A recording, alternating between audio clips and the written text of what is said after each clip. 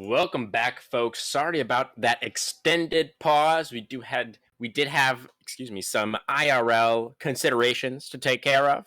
But never fear, folks, we are back for the continuation of tonight's epic series. DPS, of course, able to score the dub in game number 1. They are now up 1-0 in the series, and we are swapping sides for game number 2 here, Finergy. DPS going to be moving over to the red as Spectre have opted to move to blue side. Yeah, red or blue in between. I don't know if it makes a difference, if you know what I mean. I certainly do. And we are moving through the champion select now. The 80 carries seem to be getting locked in very early this time around. Zaya first pick here for Spectre Gaming for the side of Hyper. And they're going to be the Caitlyn Soraka response here for DPS. So Soraka, not a standard pairing, I don't think, with the Caitlyn, but No, certainly should provide her with some sustain and allow her theoretically to continue the push for a more extended period of time. I would have loved to have seen a Nami. Why would the Nami have been better here, do you think? Um, just mostly Caitlyn Nami have good synergy. I mean, if Nami hits bubble, Caitlyn can trap, vice versa, and then you still Mm. have the Tie Caller's Blessing that gives out the bonus damage for the next 3 autos or abilities, and for the peel. Makes sense. Makes sense. Not quite sure what Fear Sparrow's comfortability would be like on Nami. See if I could find some stats on him for us. Looks I don't. like, I haven't seen him play Nami at all this season that I know of. yeah. I don't see any Nami here, but interestingly, I actually don't see any Soraka either. So a little bit Oh, of a different look here for Fear Sparrow this game. Gonna be interesting to see how he does on the pick. Gonna be the Nocturne Galio coming through from Spectre. So they're not deterred, Finergy, by how that game 1 ended up. They are just going straight back to their Wombo combo, and they're saying we are going to make this work. hear me out though. Soraka mid. Okay, I mean, I can hear the hymns rising in the background. The church choir are warming up their vocal cords. Maybe the Soraka potentially could be moving towards that mid lane, but we'll just have to wait and see. We'll have to wait and see. It doesn't really seem like an Alistander type of champion to me here, No, Finergy. no, no. So I would be a bit surprised, but maybe he's feeling faithful today. Hmm. Yeah. Maybe it's just his last wish. Good one. I see what you did there. Okay, all right. That does sound a bit ominous, though. Last wish, implying that he doesn't get any more No, no, of wishes. course he wouldn't. If you're going Soraka mid, you only get one. It better be a good one. Well, we'll see, though. We'll see what does end up coming through. We are into the second phase of ban, so the victor is going to get banned away. They're calling his bluff potentially on the side of Spectre on that Soraka mid. Going to be the Ornn also banned away from Quagar. Notably, though, Cho'Gath still available. That was the blind pick of choice for Quagar last time around. See if he wants to just go back to it. On the side of DPS, they banned away the Wukong and the Rakan. Going to deny that support pairing with the Zaya. A Oh, little bit surprised, wow. honestly. Spectre didn't go for the Rakan in first rotation. And yes, that is the Yone locked in for Alistander. Wow. Holy baloney yone. Balone Yone. Yes, that is exactly how I feel about the champion as well, Finergy. It is Uh, baloney. That champion, you literally be 10 deaths down and come back and just start beating the crap out of everybody on the map. it's just really silly. Really, really silly. But we will see if that does end up coming through this game. Because, we've also seen the Yones that go 0-10 and then just go 0-15 and then the game is over. So, That's my solo queue games. right. Those are the Yones on our team, right? Yes, yes. That's what they do. But we'll see how Yone does this time around. The Vex Camille going to round things out The for Jax Spectre and the Gaming. Camille? Means it's most likely going to be the Galio moving into the support position. And the Vex counterpick into the Yone for learning in the mid lane. Interesting. Especially that's the Jax last pick into Camille. That is really exciting. Definitely going to be more focused on the top lane this game. But really quick, Finergy, I want to touch on that mid lane matchup because last game, if we remember, learning was on the Yasuo. So now he's going to be going up against the other Wind Stinker. And his counterpick of choice is going to be the Vex. So what do we think about this? I think Vex is a really good champion. I think it's annoying to play against. I think it's annoying to deal with, but I don't know if it beats Yone. Yeah, I'm a little bit unsure about that myself. I feel like the Vex does not have very much range, and so the Yone should have a relatively easy time closing that distance and getting favorable trades. But I am not a mid laner, and I really am not too sure how that is supposed to go. But we can now turn our attention maybe back towards that top lane here, Finergy, because Camille Jax, that is some spiciness. I mean, if Camille goes in too soon, then I think Jax just wins. Yeah, I mean that's really the crux of the matchup, right? Finergy is how Jax utilizes the counter strike. That is really the key. Basically, he needs to be able to dodge out on Q2 from Camille, but it is a little bit difficult because she does have a little bit of a window there where she can actually cast it, and of course the E for Jax, especially in the early levels, is on an extremely long cooldown. So there are definitely some punishable windows there where the Camille could look to gain an advantage. But I think general consensus is that the Jax will eventually outscale and be sort of the supreme force in that side lane later on. Expecting too many big plays from Nocturne until post 6, but I could be wrong.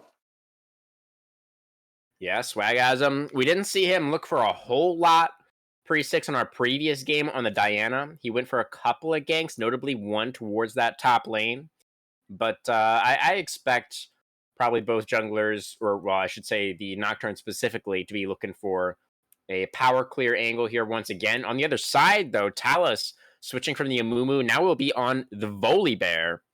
That is very exciting and certainly not a farming jungler.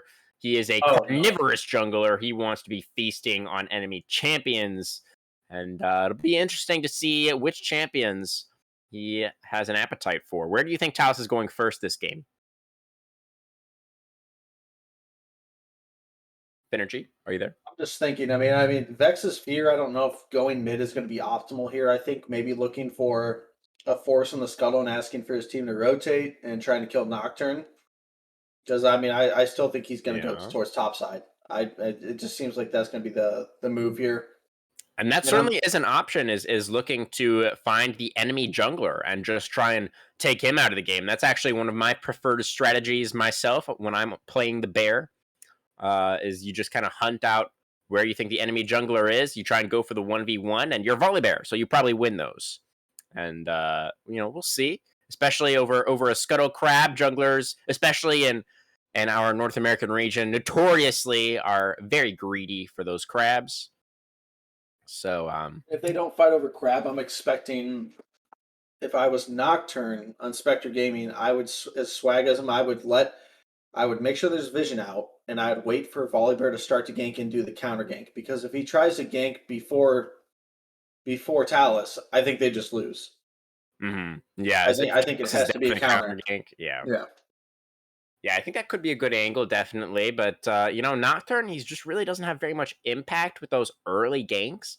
Really does, exactly. like you said earlier, want to get to that level 6 when he has access to the paranoia, and his gank potential goes through the roof. We'll see. It's gonna be interesting. Once again, I feel like, especially for the side of Spectre Gaming, there is a lot of setup in these lanes. So while Nocturne is not necessarily known as a strong early ganking jungler, I think we can't necessarily rule out the possibility, Finergy. He could even try and go for something if he feels like Volibear is on the opposite side of the map. If he feels like the bear counter gank risk is very low, then he could even be looking to influence one of these lanes before 6 very aggressively. So it'd be interesting to see what he decides to do. I'm also very interested, of course, to see what Talus decides to go for on the bear. We've talked a little bit about now all of the lanes, I think, Finergy, but now that we see the compositions fully formed, what are your thoughts here on the drafts overall? Do you think that either one of these teams was able to gain a decisive draft advantage here for game 2? I do like DPS's draft more for lane.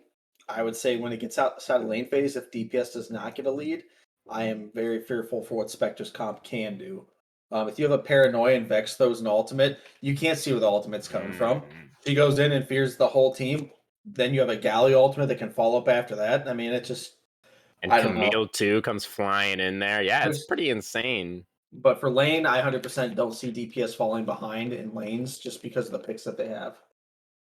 And remember, it was Spectre Gaming were able to find that early advantage in game number 1. They just weren't quite able to hold on to it. It was the team fights that kind of fell apart for them. And once again, they've drafted themselves a fearsome-looking team fight composition. Maybe, though, they'll be focused more on picks this time around. With those long-range ultimates, they could just look to create numbers advantages and then go for the team fights. I think that could look pretty good, especially when you have Camille, like the Hextech Ultimatum. You have all these tools to single out one target and just try to blow them up. Exactly. Last time around, Finergy, we both were favoring Spectre's draft, and they ended up losing out. Is it going to be the caster curse once again? Do we like DPS's draft better, so they'll lose? Is that how it works? We talked about this prior to getting into game 2. I think that right now I'm seen as, and I would love for it to be caster curse to see a long series, but I'm seeing it as DPS 3-1. I don't think it's going to make it to a final game. So if Spectre picks a game up, I think it's going to be here. I think if DPS carries this momentum over to a third game, that's it. So Spectre has to win this game if they have a chance. But I think it's going to be a 3-1. Alrighty, folks. Well, we've got less than a minute left on that spectator delay. Spectre Gaming sticking to their guns, drafting some more team fights, some more pick, looking to have some explosive victories here in the mid game. On the side of DPS, they've drafted some solid scaling for themselves in the form of the Jacks, some decent individual components to see if they are able to continue their momentum from game 1 and make the push towards that 2-0. Don't go anywhere. We'll have the rest of this BTL semifinal right after this.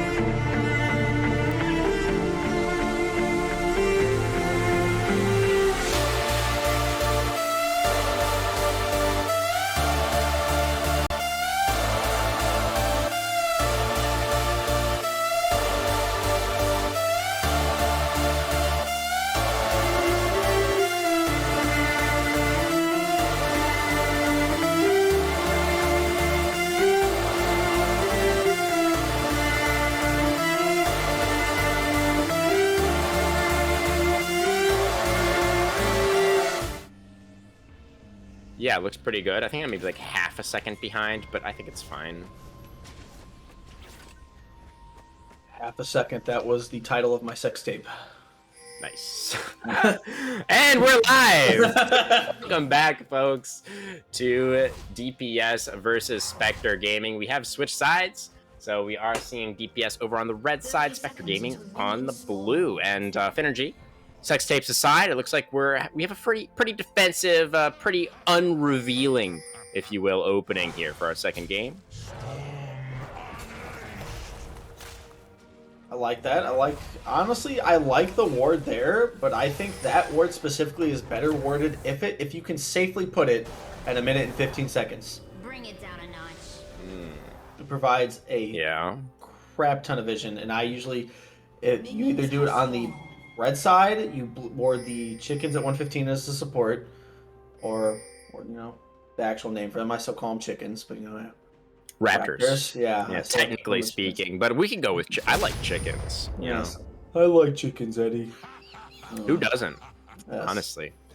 That's what I just got for food, actually, over our break. What did you grab? You said you were going to grab something as well. I definitely went for some pork belly jerky, and some pH balance of your natural body's water core, the only body water that leaves me feeling refreshed and rejuvenated. No, we are not sponsored. No. Exactly what you need to get yourself ready for a nice long series. And I right as the taunt locked up, flashed away. Now, but he's ignited. He's burning down. Hyper still with the auto attacks. Bad connection trying to trade back. But that was definitely the Galio Zaya able to get the better end of that one. Ready. Bad connection. Does find the Peacemaker onto the Galio. A little bit of damage back here. Caitlyn does have the range to try and trade back. But what are you doing? Far, he's gonna get taunted again. No flash on this Rocket Galio, extremely low though. Forced to flash away himself. And it's actually bad connection though. You got level 2. You gotta flash in. Got the level 2, but the flash away for Hyper keeps himself alive. Good call out there. Level 2 gained by the side of DPS down there in the bottom side. Almost able to pick up that first blood, but Hyper with the fast fingers gets himself out of there. That's net to you, sir. That was gross. Okay, hook shot going in. Counter-Strike activated. Wager down a level, but he's very comfortable by dodging all the auto attacks like that. Gonna be feeling all right. This is a massive wave. Hyper is trying to get as much as he can. I really think bad connection maybe could be stepping up a little bit more and trying to auto them underneath the tower there. No, they have both thumbs down. Why would you not? Yeah, absolutely. As we see the top laners going at it once again. Lake no hookshot, just barely. That counter strike does not get the stun. That looked like it was actually going to stun. There it is, the counter gank. This is here, but Swagasm is here for the counter gank. This is the angle you were looking for the Nocturne, and Volibear is going down. First blood over to the side of Spectre Gaming. Counter strike, back off, cool down the flash into the kill. Quaker gets one back. Nocturne not going to be able to chase him down. Has the paranoia, but cannot chase underneath the tower. Will be a 1-for-1 in that top side, but first blood going over to Swagasm on the Nocturne. That's exactly what I was expecting to happen. Yeah, you called it. You called that one for sure as Fierce Sparrow. Oh no, what are you doing? Get taunted up here, but he's fine. No mana whatsoever for Hyper. Very little HP as well, so not able to step forward there. Try to punish that Soraka who was taunted. And it will just be the reset. Come on, Soraka, just give mana like you used to, except you couldn't give it to the enemy. Yeah. Good times, good times. It's been a while since that Soraka rework. Volibear continuing to be active on the map. Love to see that from the early game jungler, able to just make a pass through mid lane there, and is going to find the enemy raptors that have respawn, or chickens, excuse me. Able to collect an extra camp there, but Nocturne gonna make his way back up to this top lane. Jax is trying to push in, and he found a Nocturne here. He has a leap strike though, and Nocturne doesn't have any dashes, so Jax is out there, and Nocturne lost most of his chickens. Just bad pathing on Swagasm's side. I think you do like a pursuit route. You learn this in sports. I mean, as a kid, pursuit route. You go for the angle they're gonna be at, not where they're at, and he just leap strikes out and says, "Haha, nice try." Yeah, absolutely. I mean, maybe he was concerned that if he went for the deeper angle there, that Jax could actually just like 1v1 kill his Camille, which I think was not necessarily likely, but definitely possible. You know, maybe that's what he was thinking. It's the lake. The lake always lives somehow. Hyper once again. Suffering from the range advantage that Caitlyn does possess. Soraka landing a bunch of these starfalls here as well. Yeah, and I think a decent amount of just max it and just play to the bush and just throw them as much as you can. Most people don't know this. Soraka is actually a poke champion, right? 100%. 100%. If you're not playing Alpha Soraka, you should not be playing the champion. She's not Yumi. Okay, well, hopefully she doesn't get too alpha in the immediate future, as there is a jungler in the area right now, waiting in the wings, but he is only a level 4 Nocturne. so he's not really going to be able to do that much. I guess he's just kind of wandering into the lane to help them crash the wave, and looks like there will probably be a dragon play after this, but it is quite telegraphed, and as we can see, the side of Team DPS is already taking his top side jungle, and I think the Camille might actually also be in danger here, potentially, seeing this full commitment to the dragon come through for the side of Spectre. Looks like the Volibear just going to move back towards mid.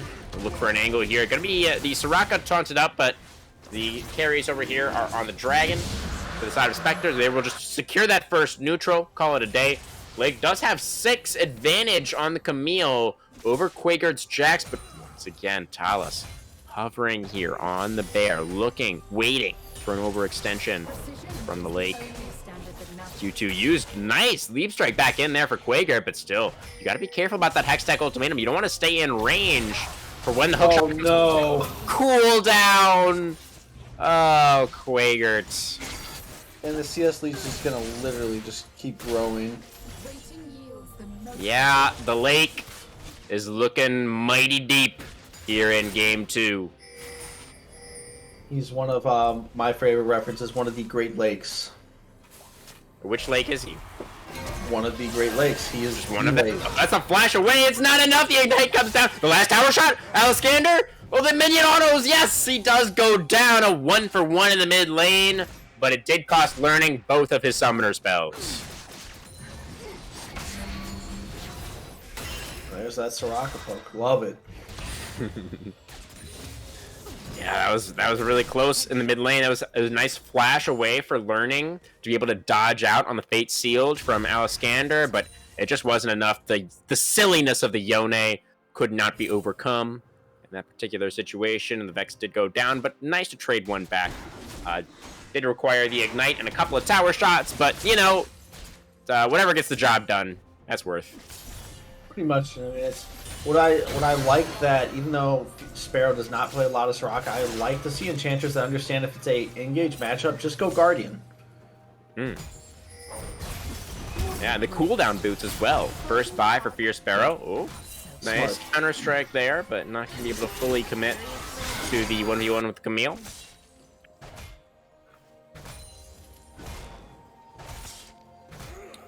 Were you gonna say something about the cooldown boots there, Finergy? I do like cooldown boots. I think it's, you know, the fact that you're getting the CDR that you want early for the poke, you get it for the summoner spells. I've found more success as a support, especially as an enchanter main, off of cooldown boots first. Late going in, but the counter strike once again is very good from Quaker, able to deny that. No. Comes down. And Jax, he's not going to have the E available again. He's going to try to flash away. Oh! No, he missed the hook shot! And Quaker had the leap strike back, and he's able to go up now 2-1 in that top lane. Jax is right back in this one, folks. Imagine if he had a real weapon. Imagine. Well, that was a gameplay experience for Quaker right there. To be fair, he was trying to recall on a ward, so maybe not the best idea versus Nocturne. Probably could have gone to recall somewhere else, maybe. But, that is going to be kill traded back in the top lane, and now Volibear, Talus wants to find a play of his own, has the Stormbringer, does disable the tower. Hyper going to flash away, try to stay alive. The Galio ultimate is too late to save his AD carry, but Lake has teleported down here for the play, is able to trade one back onto the Volibear, and able to push back the bottom lane, flash over the wall. You're going to be Soraka locked up, but it's a double kill for the Lake. Live by the lake, die by the lake. Fierce Sparrow died by it right there. Didn't know how to swim, maybe. That's why you don't before going swimming, ladies and gentlemen. Yeah, ooh, that's a nice Alexander. The Soul Unbound dodges the Vex ultimate, but there are just too many Spectre Gaming members in the area. And the Wind Stinker will get taken out for the second time this game.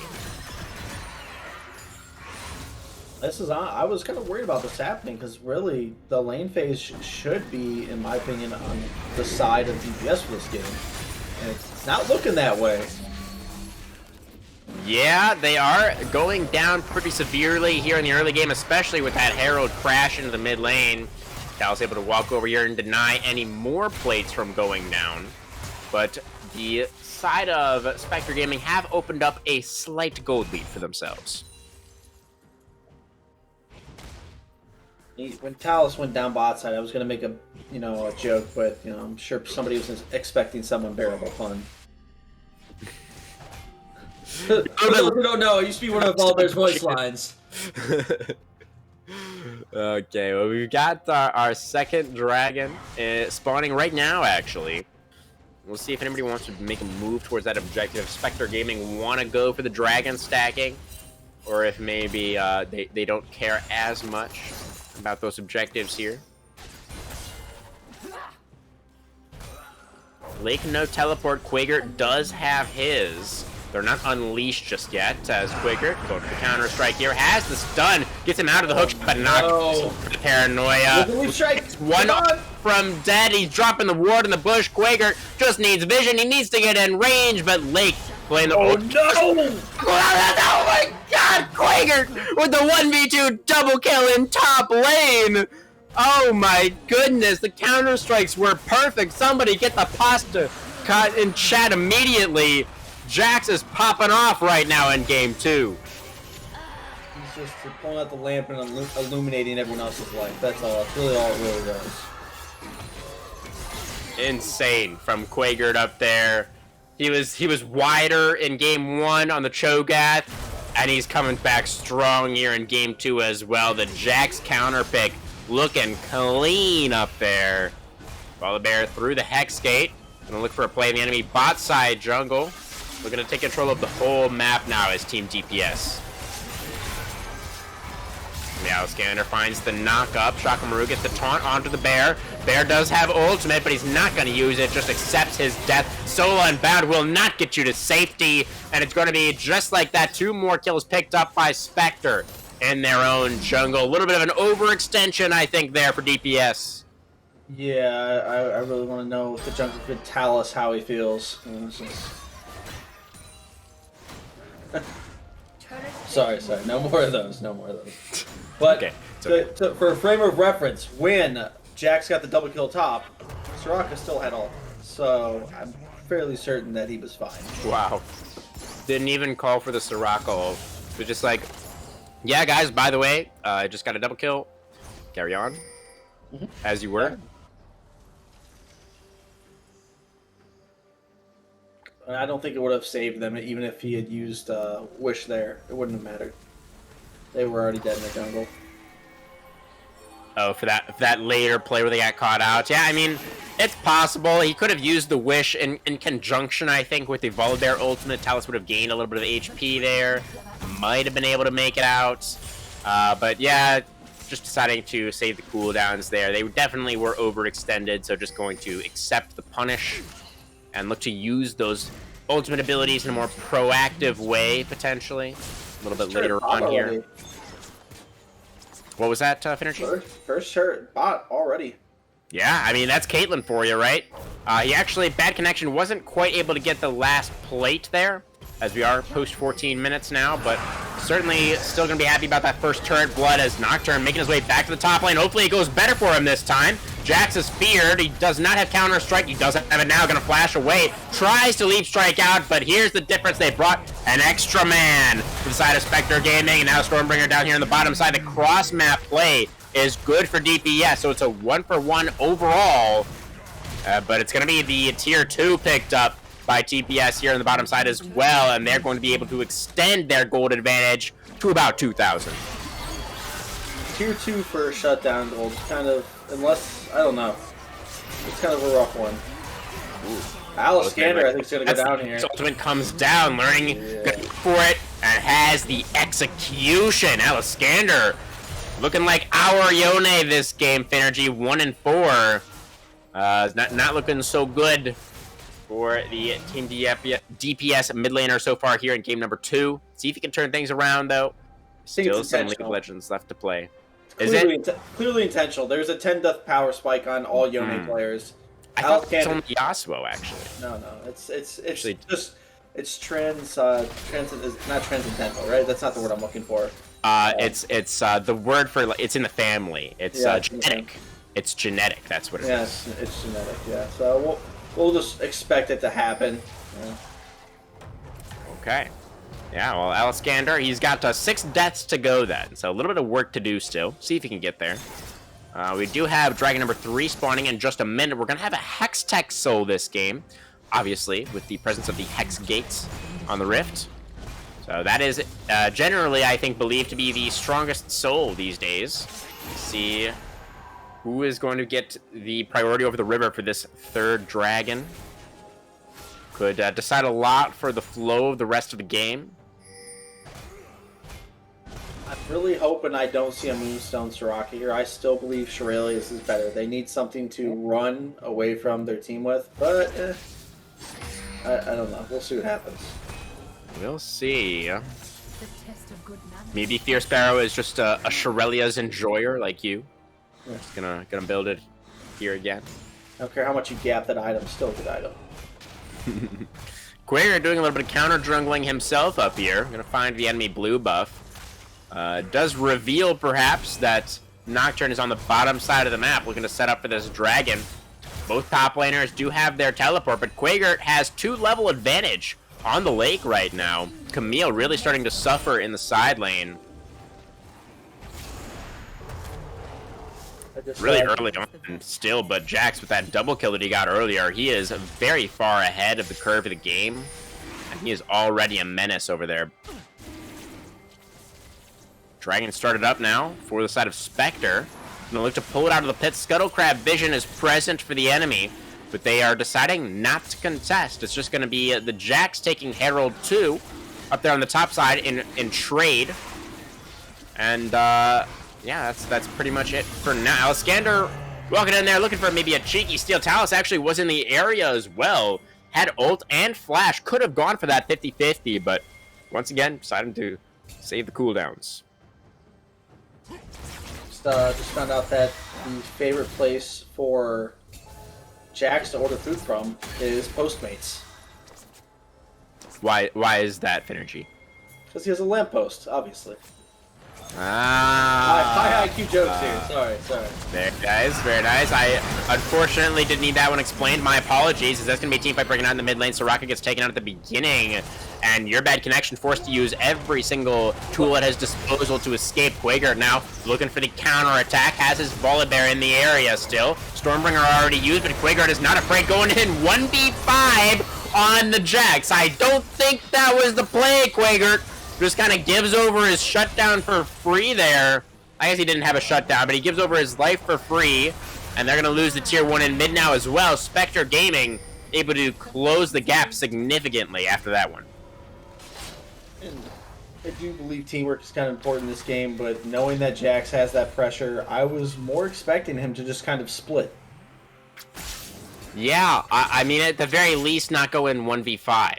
Because that's not how you maintain your pressure. Yeah, they just have too many counter-engage tools on the side of Spectre, so I don't know if going in 1v3 or 1v2 really even works out that well. Yeah. Well, you know, we'll see. He was able to complete his Death's Dance now. Maybe he thought he already had it. I'm not really sure.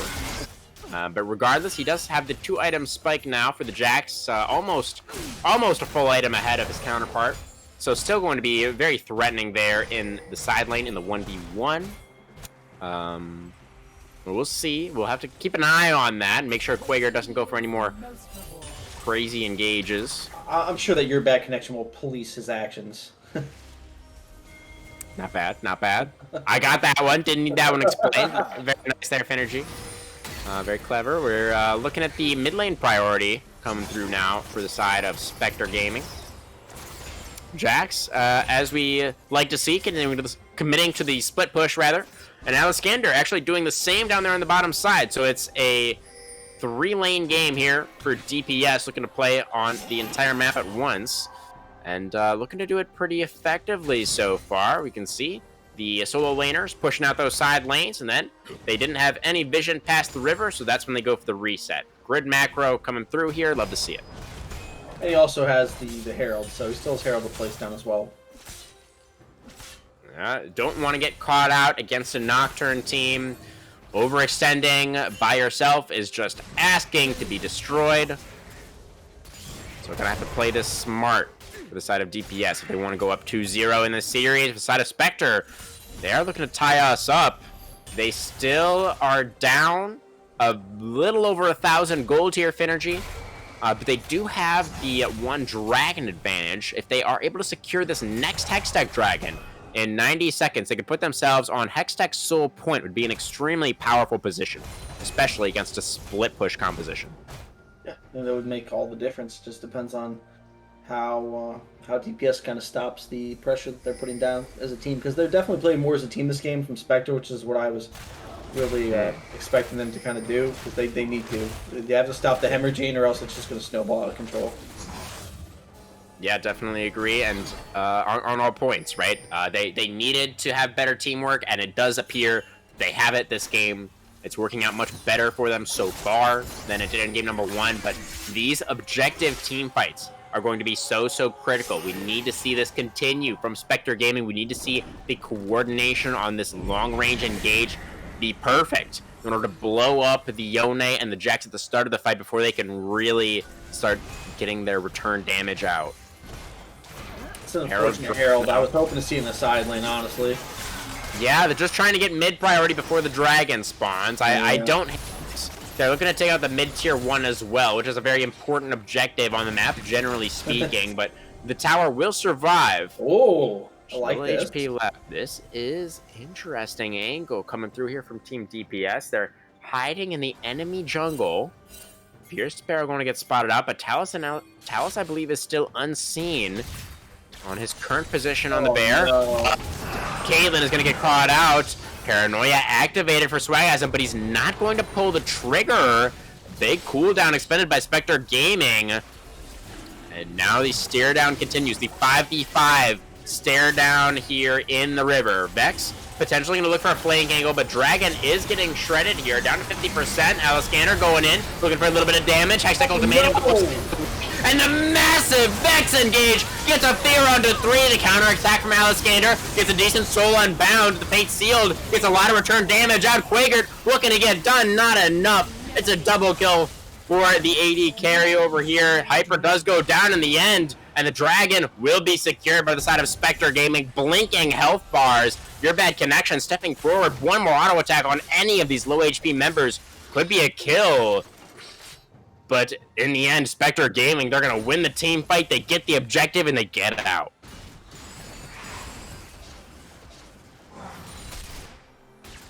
That was the one where I was just so scared of, just so clean. The rotation around from learning. What an explosive engage from the Vex there. When I saw the Vex go in, everything just happened so fast. I had a hard time following the rest of the fight. It was a decent counterattack from Aliscander on the Yone. He was actually almost able to turn that around with the silliness, the sheer power of this pick, but he wasn't quite able to do it. And it was Spectre Gaming with that coordinated engage able to come out on top. And it was honestly just synced up perfectly. I mean, you saw the Vex Fear, and instantly after that Vex Fear, it had already been a panel Galio ult. Yeah, Lake gonna get stunned up here by the counter-strike in the side lane. He's still leveled down on the Jax. Gonna get whacked by the lamppost. Couple more autos, gonna seal the deal. Counter-strike is back. The Hextech ultimatum comes down, but it's not nearly enough, as the Lake is gonna get dried up down here, and Quagert continues the split push. Somebody will have to stop the drought eventually. And Nocturne going for a little bit of an early engage here. Oh The my Vex God. but Galio is here to make sure. Why are you not splitting still? Just stay bot. What was that, Finergy? Why didn't he just stay bot? Aliscander?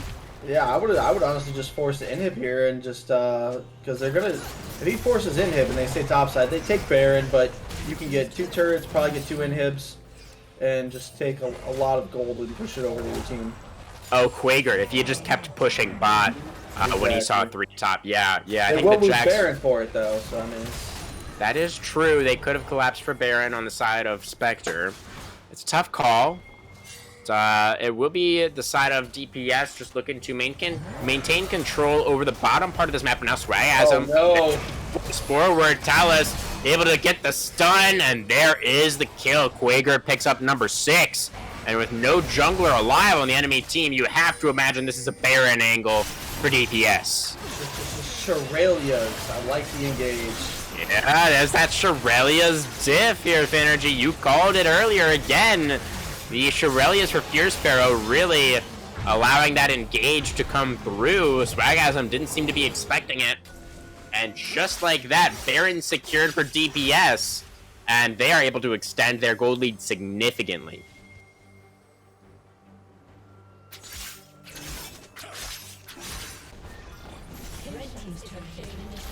There is still the Hextech Soul potentially to play for the side of Spectre Gaming. The only problem with the way that Spectre is playing this game is it's great for the picks, it's great for putting pressure on the map, but the problem is if one of your teammates get picked, it all falls apart. That's it. It just... If the pick comp gets picked, yeah, that's not really a situation you want to be in, absolutely. They just don't have the dueling prowess that the side of DPS has. So. Now we can see Jax once again level 16 now. Both sums available, 3 items, and Baron buff. This is definitely the comfort zone now for Quagert. He's going to look to press forward. Has 2 cannon minions here as well. Just going to be able to put on so much pressure here in the side lane. It's just ridiculous. Camille comes up, says that's not cannon. Well, he's going to get another one in a second, Camille. I hate to break it to you. But there are more where that came from. And there goes the tower. Quagert looking to push farther now. Looking to push towards that inhibitor. Paranoia comes in, but Sweat. A bear! Stormbringer comes down. Bad connection. Land into him with the auto attacks from downrange. Learning, though, the counter attack with the Vex ultimate. Nocturne trying to get back in towards that back line, but he's going to get taken out. Shock with the hero's entrance for the attempted disengage. But already it's the side of Spectre Gaming winning out in this team fight. Talus looking to get a kill back here onto Learning. It's going to be Bad Connection turning it around to the double kill of his own. And it's DPS, actually. Excuse me. I said Spectre Gaming were winning. That was incorrect. It was DPS with a decisive 5-0. And I think Quager's just going to kill the Nexus. He just found the solo kill in top lane by himself. And his team got a 4-0 on the other side of the map. And just like that, DPS have won game 2. Oh, man. Just fell apart literally within mere minutes.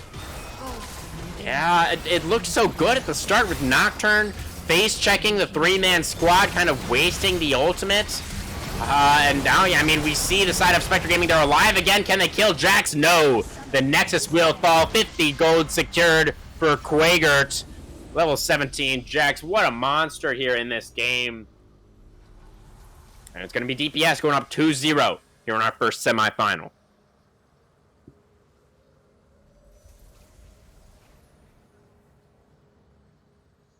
What are your thoughts on that game 2, Finergy? Talk to me.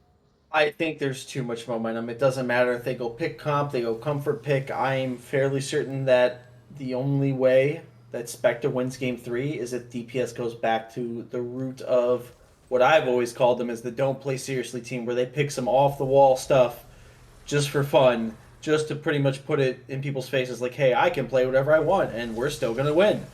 And that is probably the only chance Spectre has right now to even pick one game up in this series. There's too much momentum. There's too much just overall team fight, and I don't know. It seems like DPS continuously bounces back from any type of pressure that has been put on them from game 1 and 2. Yeah, it's interesting, right? Because I feel like kind of going into this matchup, Spectre Gaming, they were kind of aware that they were considered the underdogs here in this matchup. They're drafting these early game, like hard engage, split push / pick comps, and just trying to create uneven game states where they should be theoretically favored, but it really just keeps coming down, Finergy, I feel, to these mid-game team fights where they're just getting outplayed by their opponents. Yeah, it's just I don't know. I mean, Quigert and Lake, they're both great players. I've seen Quigert's consistency has been throughout the entire season, just where it needs to be for his team. And Talus, I don't know. I mean, that the guy is. I don't. From what I remember, I don't think he. And I could be wrong. I don't think he is a like super devout jungle main or a Mumu player. I think he just really picked that for this season specifically, and it's been pretty profitable for the team. So I don't know. Connect and again, Alistander, great player on the team. I think he does not always get the credit he is supposed to, and I've heard a lot of people tell me that. And then your bad connection, he's probably so far been my favorite ADC to watch. The guy usually positions really well, has great team fights, is able to Yeah. put on great leads. I mean, I don't know, just always been that way and just so oppressive. Yeah, I mean, you're definitely not kidding about that positioning, right? We think back to the laning phase. Caitlyn was able to get down so much pressure consistently, even when her support was getting chunked low. And, I mean, ending the game with 0 deaths really does speak for itself. Folks, we are going to go to another short break. DPS now up 2-0 in the series, looking to make it a fast one tonight and punch their ticket for the finals. With Spectre Gaming, I feel like they may still have something left in the tank. They may still have one more trick up their sleeve. Don't go anywhere. We're going to have some more BTL action for you guys right after this.